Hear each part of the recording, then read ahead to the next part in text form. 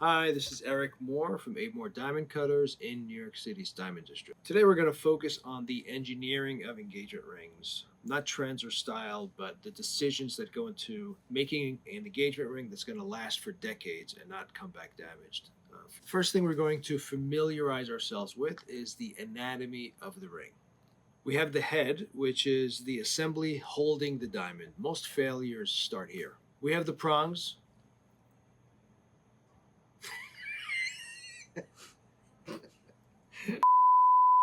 Prongs. Everybody knows what prongs are, I No, think. they don't. No? Dude, you're telling us Oh. what the prongs are.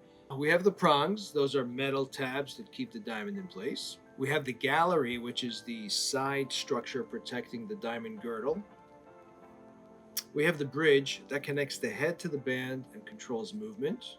We have the shoulders, which is the most common bending point. And we have the shank, which is the band that goes around the finger. The thickness and the width of the shank really determine long-term durability. The most preferred setting is the prong setting, typically either 4-prong or 6-prong. 6-prong is more secure. And also, you'd want a V-prong when setting shapes like the marquee, the pear shapes, or the princess cuts. Any diamond shapes that have sharp points go with the V-prong to protect the point. Round prongs are the strongest. I do like the claw prongs. They're a little bit more delicate, but when they're done right, they're also secure. Let's talk about bandwidth and thickness. Delicate rings are definitely in vogue the last few years, but when you get under about 1.8 millimeters in width, the prongs and the bands do start bending.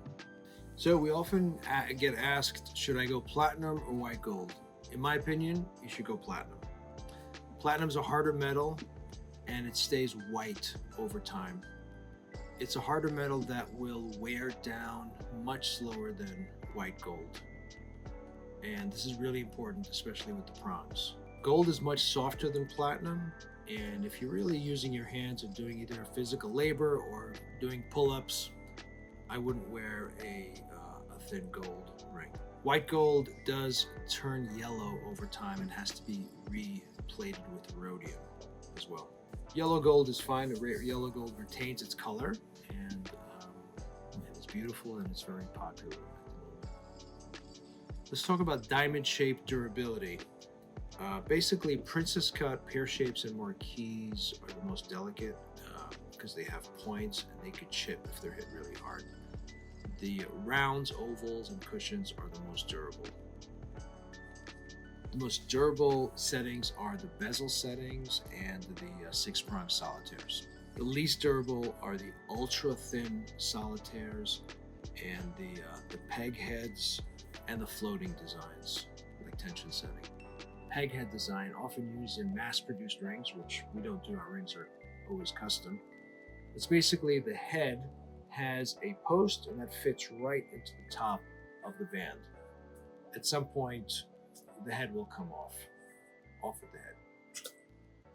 In a world of mass-produced cookie cutter rings, you will see a very big difference in the rings that we create custom. They're going to be better built and last a lifetime. If you have a design idea, reach out to us, send us images, and we can start the conversation.